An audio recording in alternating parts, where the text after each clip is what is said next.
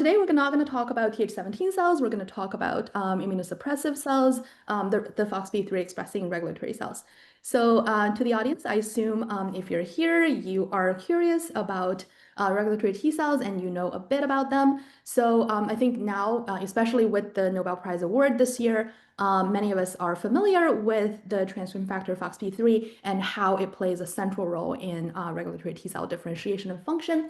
So basically here we're looking at kind of phenotypes and clinical manifestations of either Foxp3 null mice or IPEX patients who bear loss of function mutations in the Foxp3 gene. So in both of these cases, the mice or human patients develop severe lymphadenopathy and splenomegaly. Their self-reactive T cells get hyperactivated. They make a ton of autoantibodies, and we can detect multi-tissue autoimmunity and massive cytokine storm throughout the body. And this is because that in the absence of the transcription factor Foxp3, Treg cells fail to develop, and there is no control to the self-reactive T and B cells, hence the early onset autoimmune syndrome. So not only are Foxp3 expressing Tregs essential at early life to prevent activation of autoreactive cells, they are actually required throughout life. So we can demonstrate this by using the Foxp3 DTR mice, where a diphtheria toxin receptor is inserted into the Foxp3 locus.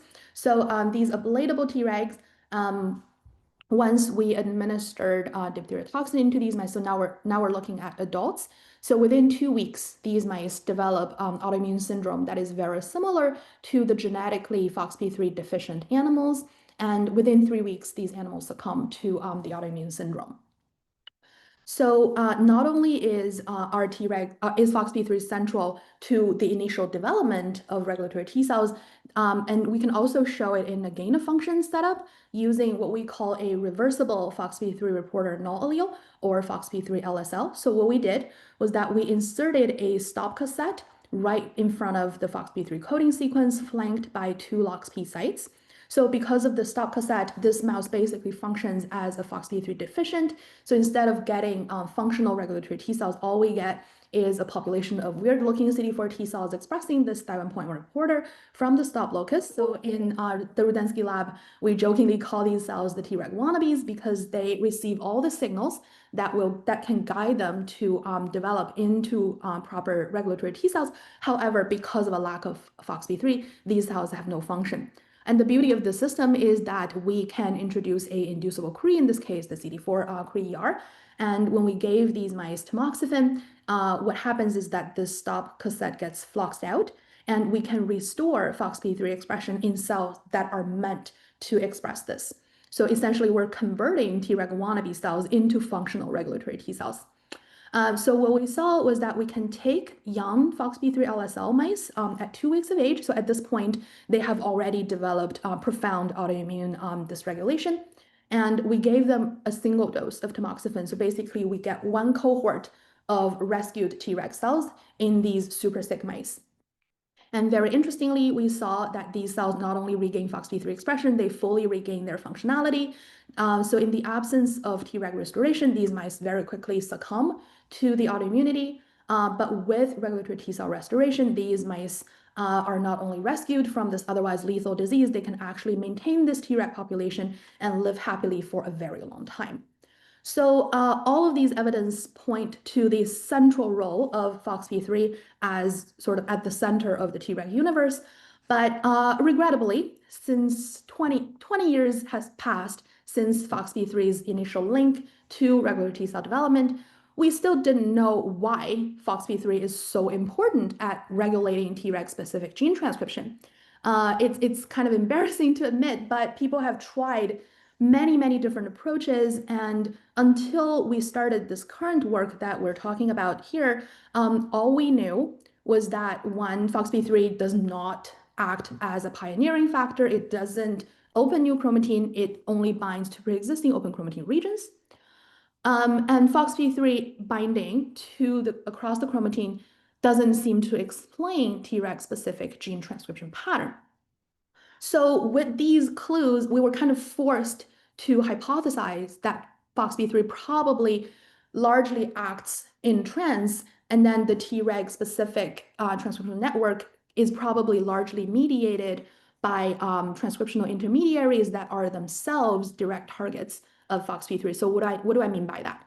So here we are looking at attack sequencing data, so looking at chromatin openness, comparing Foxp3 sufficient Treg cells with Foxp3 deficient Treg wannabe cells, and we're highlighting the Foxp3 bound regions in red. So you can immediately notice that the differentially accessible regions between these two cells, most of them are not bound by Foxp3, and this is true in both resting and activated Tregs. And we get, and conversely, the vast majority of Foxp3 bound regions are not differentially accessible between Tregs and Treg wannabes, and we get similar results with gene transcription data by RNA sequencing. And so because of this, we came up with a model in 2020 that Foxp3 is likely only acting on a small collection of direct Foxp3 targets. And these targets, some of them are probably transcriptional regulators, can go on to activate or repress other genes to relay Foxp3's action to finally establish a regulatory T cell specific transcriptional network. So because of this largely indirect effect, it led us to question whether Foxp3 is truly constantly required to maintain Treg identity and function. So before we started this project, somebody in Sasha's lab had actually tried to tackle this question. And what he did was that he isolated Tregs from Foxp3 flox mice, put them in culture, activated them, and gave them a expressing retrovirus to take out Foxp3. And he subsequently transferred these now Foxp3 deleted Tregs back to lymphopenic mice. I think he did rat knockouts in this case. And then he assessed and he observed that after Foxp3 deletion, these cells have lost their functionality. But the caveat of this past study was that to be able to put CRE into these cells, they have to undergo extensive activation and proliferation. And also after transfer into lymphopenic hosts, these cells have to undergo massive proliferation. So this doesn't represent true physiological condition. So the question that we try to address in this paper is Foxp3 truly required for Treg identity and function under physiological conditions? In other words, is this Foxp3 dependent gene transcription program stable in vivo under both health and diseased conditions? So how do we go about doing that? So to address this question, we had to come up with a brand new system to study Foxp3's action. So here we decided to use this targeted protein degradation system. So it consists of three components. So we have our favorite protein, Foxp3, fused to a degron domain. So here it's called a auxin-inducible degron, or AID for short.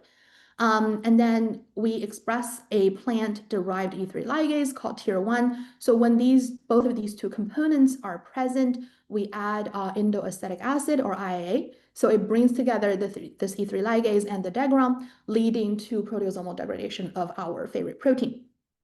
So we put this system into mice, which is shown here. And you can see that with some optimization, we can very quickly and reliably degrade Foxp3 in regulatory T cells, shown by the flow cytometry plot here. And the nice thing about this system is that we also engineered a iris reporter into the Foxp3 locus. So the Zy-screen reporter reports the presence of Foxp3 mRNA so that even when the Foxp3 protein is gone, we can still track and analyze these now Foxp3 depleted regulatory T cells. So after we generated this mouse, the first thing we did was comparing the effects of Treg ablation to that of Foxp3 protein degradation. So I showed you before that 2 weeks of Treg ablation leads to massive autoimmune inflammation, shown here by this profound lymphadenopathy and splenomegaly. However, to our great surprise, Foxp3 protein degradation looks nothing like Treg ablation. So we get a little bit of immune activation, but not anywhere near to what we get with Treg ablation. And we can look at this a bit more quantitatively by quantifying T cell and B cell activation. We can see that, yes, Foxp3 protein degradation leads to a little bit of T cell activation, shown by their heightened proliferation, but it's not at all comparable to what's induced by Treg ablation. Similar with autoantibody production by B cells. And so we can continuously do Foxp3 protein degradation for up to 28 days. And you can see that even after a month of removing Foxp3 from the system, the mice are doing pretty well. They don't get the autoimmunity that you typically get with Treg ablation. And we can also see this by immune infiltration into the tissue. So with Treg ablation, we get profound infiltration of leukocytes into, I think we're looking at the liver here, but we don't get anything like this with Foxp3 degradation, both after 14 days as well as after 28 days, suggesting that removing the Foxp3 protein does not impact Treg function, at least not to the level of losing their function completely. So can we measure this directly? Yes, we can. So to do that, we actually took advantage of heterozygous mice that express one copy of the degradable Foxp3 allele and one copy of Foxp3 wild type. Because Foxp3 is an X-linked gene, so in these heterozygous females, we get two populations of Tregs, one expressing the unmodified Foxp3 protein and one expresses the degradable Foxp3 protein. So the reason we did this is because even though the immune system is largely unperturbed after Foxp3 degradation, there was still a little bit of immune activation. So we want to make it a fair comparison such that when we manipulate this population, the wild type Foxp3 expressing Tregs are there to maintain the perfect homeostasis of the immune system such that the comparison would be more fair. So we took these mice and we degraded Foxp3 in vivo for 7 days, and then afterwards we sorted the Foxp3 ID expressing cells and put them in an in vitro suppression assay. And as the in vivo data suggested, we could see that following 7 days of Foxp3 degradation, these Tregs are perfectly functional in an in vitro system, and they're basically indistinguishable from the Foxp3 sufficient counterparts. So that would mean that very little changes have occurred in these now Foxp3 depleted Treg cells, and that's indeed the case. So here we're looking at gene expression data, comparing Foxp3 degraded versus Foxp3 intact Tregs, and you can see that we barely get any differentially expressed genes except for the ones that have super tiny expression fold changes. And this pattern is completely different if we look at gene expression differences between cells that developmentally lack Foxp3. So comparing Treg wannabes and Tregs, we get a lot of differentially expressed genes in both directions, especially in activated Tregs, suggesting that the effect of inducible Foxp3 degradation is completely different from what happens if the cells have never expressed Foxp3 at any time. Okay, so what are this small number of genes? So here, what we're looking at is actually cross-referenced between bulk RNA sequencing and single-cell RNA sequencing, just so we can get more confidence. After combining all the data sets, we could only confidently call out 32 upregulated, shown here, and 38 downregulated genes following 7 days of Foxp3 degradation. So we can validate many of these targets by flow cytometry at the protein level. So for example, CD25 encoded by IL-2RA is a gene that is downregulated after Foxp3 degradation, and we can show that at the protein level. And you can see that it is statistically significant, but it doesn't drop back down to the level of Treg wannabes. So basically, these cells are extremely resilient to Foxp3 degradation. And same with this upregulated gene following Foxp3 degradation. So here we're looking at IL-7 receptor. We see a small but consistent upregulation of the IL-7 receptor at the protein level. So we think that given the modest effect and sort of short time frame of our Foxp3 degradation treatment, we think that these cells are probably enriched for direct gene targets of Foxp3. And is this the case? We can actually test that. So here we quantified the level of Foxp3 binding in the genes that we just identified using the Foxp3 degradation approach and compared that with sort of developmental Foxp3 deficiency. And you can immediately notice that the top Foxp3 degradation induced down or upregulated genes are more enriched for Foxp3 binding. suggesting that these are likely the direct gene targets of Foxp3 that we talked about at the beginning of this talk.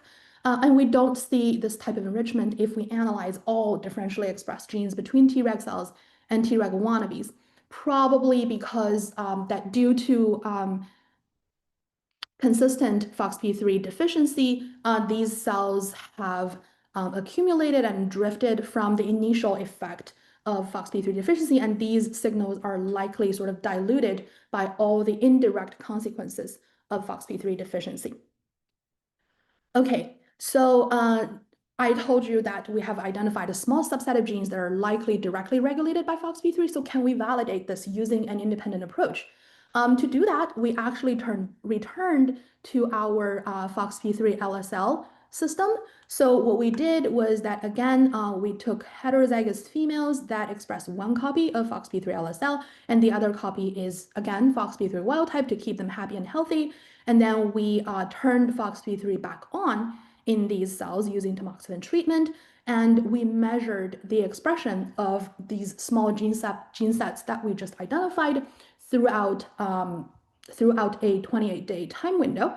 And you can immediately see that the genes that go down after Foxp3 degradation, they are gradually induced by Foxp3 reintroduction into the Treg wannabes. And on the flip side, the upregulated genes following Foxp3 degradation are gradually down-modulated upon Foxp3 reintroduction.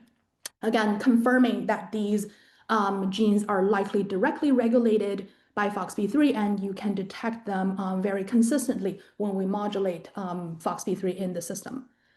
And so one interesting observation we had from this experiment was that the acquisition of Treg-like transcription signature seems to be a very slow process, at least using this kind of semi-artificial system of Foxp3 reintroduction. Instead of getting sort of full-blown Treg-like transcriptional signature, it takes at least 28 days for these cells to become fully like regulatory T cells. So this led us to think that maybe during regulatory T cell differentiation in the thymus, similar concept also exists, and it takes a very long time for Foxp3 to kind of finalize and stabilize the Treg-specific transcriptional network. And actually, during the initial Treg differentiation, the cells are likely more dependent on Foxp3, and that was indeed the case. So after Foxp3 degradation, we can analyze sort of developing Tregs from the thymus, and you can see that compared to their peripheral counterparts, thymic Tregs showed the largest number of differentially expressed genes upon Foxp3 degradation, suggesting that these cells are more dependent on the action of Foxp3, and degrading Foxp3 at this stage has a more profound effect on these cells. And by comparing the differentially expressed genes in the thymus, in thymic versus peripheral Treg cells, we can see that the effect of Foxp3 gene deficiency resembles that of Foxp3 degradation the most in the thymus, and this resemblance gradually drops as the cells migrate out of the thymus and become activated, suggesting that due to Foxp3 deficiency, as the cells mature and activated, they drift further and further away from what they were supposed to be if Foxp3 was present, and the effect of Foxp3 degradation becomes more and more diluted by sort of all these secondary changes due to genetic Foxp3 deficiency. And another thing we can notice is that the differentially expressed genes identified in thymic Tregs looked nothing like mature T cells in the periphery, both as resting and activated cells, suggesting that Foxp3 likely switched its function during this developmental window versus when these cells become fully mature functional Tregs. And indeed, we could see with high confidence correlation between Foxp3 degradation-sensitive genes and Foxp3 expression level only in the thymus. And this correlation sort of slowly becomes blurry and disappear as these cells mature and migrate out to become resting and activated T cells in the secondary lymphoid organs. So what is the physiological consequence if we were to perturb Foxp3 during this developmental window? So actually there's a way to do that conveniently in the mouse. because in the mouse, Tregs don't show up in the thymus until about day 3 post-birth. So that means if we begin to degrade Foxp3 in neonates at day 1 of birth, we're basically removing Foxp3 during this developmental window. And when we did that, we can see that, as we have seen before, degrading Foxp3 in adults had detectable but minimal effects in terms of T cell activation. However, degrading Foxp3 in neonates during this critical window of Treg formation basically made them look like Foxp3 null Treg deficient mice. So this is not only true for T cell activation. If we isolate these Foxp3 degraded Tregs from neonates, we see that they have lost their suppressive function in vitro. And if we look at levels of tissue inflammation, we can see that Foxp3 degraded mice now basically look like Foxp3 deficient mice in terms of immune infiltration into the tissue. Okay, so far we have talked about where and when Foxp3 is important under health conditions. So now I'm going to switch the gear a little bit and talk about when and where is Foxp3 essential in disease settings. So before we go into the actual disease model, I want to show you 2 pieces of data showing sort of under what circumstance do cells increase their dependence on Foxp3. So that seems to be in our hands, proliferation and inflammatory cytokines.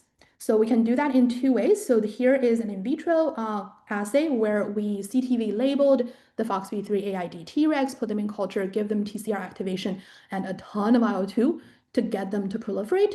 And we can compare sort of gene expression patterns between the CTV high lowly divided cells versus the CTV low highly divided cells. So here we're looking at, as an example, 2 genes. One is downregulated after Foxp3 degradation, LRC32, and one upregulated after Foxp3 degradation. So I want you to focus on the Treg bars.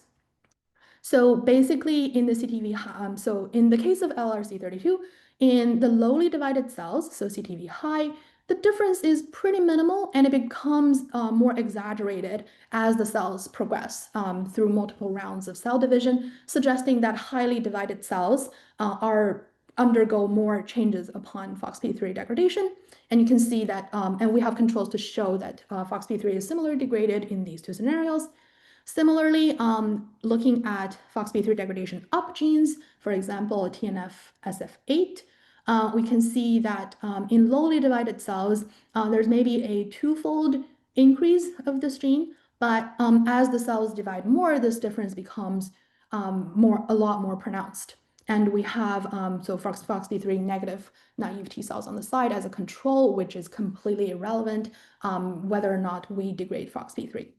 And we can look at this a bit more systematically. So if we put cells in this rapid division scenario, yes, we can still observe genes that we have identified in the in vivo settings, but now we get a lot more differentially expressed genes, suggesting that rapid cell proliferation makes these cells more sensitive and more reliant on the action of Foxp3. And we also have an in vivo system where we kind of mixed Foxp3 ID cells that can or cannot be degraded at a 1-to-1 ratio, and we transfer them either into TCR beta delta knockout mice, where these cells will undergo homeostatic proliferation with relatively less amount of inflammation. And as a control, we transfer them into Foxp3 DTR hosts that undergo Treg ablation. So this creates a massive systemic inflammation. So in this case, we get both cell proliferation as well as an inflammatory environment. So we compare the dependence on Foxp3 in these 2 scenarios. And you can immediately notice that proliferation alone doesn't induce nearly as many as differentially expressed genes if we were to park these cells in a highly proliferative and inflammatory environment. And correlating these 2 data sets, you can see that the majority of differentially expressed genes in this proliferative circumstance are also differential in this proliferation plus inflammation circumstance, but proliferation plus inflammation gives us a lot more differentially expressed genes. So now we know that cell proliferation and or inflammation makes Tregs more dependent on Foxp3. So is this something useful? Yeah, probably. So here we're looking at, oh, sorry, let me hide the video panel. So here we're looking at a tumor experiment because the tumor environment, as you can imagine, it has high antigen load driving high proliferation of regulatory T cells, and the tumor microenvironment also has a lot of inflammatory cytokines. So we wanted to see if degrading Foxp3 could be effective at boosting anti-tumor immunity. So here we used a B16 ova melanoma model, and we implanted these cells subcutaneously after 5 days when we could feel a palpable tumor. We began to degrade Foxp3. So you can see that shortly after Foxp3 degradation, if Foxp3 is intact, the tumor understandably grew unabatedly. But with Foxp3 degradation, the tumors first cease to grow, and then they begin to shrink. So at the end of the day, we get this pretty interesting difference in tumor load when Foxp3 is degraded. So we're probably boosting anti-tumor immunity, which is exciting. What is even more exciting is that this regimen seems a lot safer and less toxic than Treg depletion alone. So usually with Treg depletion, you get very heavy body weight loss, and the mice are basically super sick, so they can't tolerate this treatment for very long. But with Foxp3 protein degradation, we observed no body weight change. These mice were super happy. There was no detectable tissue inflammation. So we think that by degrading Foxp3, we are selectively inactivating tumor Tregs because these cells are naturally more dependent on Foxp3. And indeed, if we profile these tumor Tregs using single-cell RNA sequencing, you can see that in contrast to what we see in healthy tissue, Foxp3 degradation induces massive transcriptional changes. So basically, these two samples don't even overlap on this UMAP visualization. And we kind of separated these cells into roughly 4 clusters. And within each cluster, we could easily detect anywhere between 200 to 500 differentially expressed genes. So basically, to wrap up, we think what's happening is that Foxp3 is absolutely essential in recently differentiated Treg cells, either early during thymic development as well as at a young age when Tregs are just beginning to form. And here, what we think is happening is that Foxp3 is probably inducing a lot of transcriptional intermediaries that then go on to begin to establish this Treg-specific transcriptional network. And after Tregs fully finish their differentiation, Foxp3 becomes largely indispensable here because these transcriptional intermediaries have now likely formed a autoregulatory network that can maintain their own expression without constant input from Foxp3. So this makes this network extremely resilient to Foxp3 removal, with the exception of a few direct targets of Foxp3. We think that this Foxp3 dependent gene regulatory network is kind of transitioning from a vulnerable to a resilient stage. And this is a relatively slow process. As we've seen, it probably takes, at least in the mouse, weeks to complete. And to make it clinically relevant, we think that under conditions of high cell division and exposure to inflammatory cytokines, the cells again become, such as in the tumor microenvironment, Treg cells again become highly susceptible to Foxp3 loss. The mechanism currently we are not sure, but we think this would be something interesting to look at in my own lab. So zooming out a little bit, we seem to be looking at a very peculiar behavior of Foxp3 as a transcription factor here. It is required initially, but then after the development is completed, it's not that important, even though it's bound heavily in the genome. So does that mean Foxp3 is an odd transcription factor that don't resemble any other transcription factors?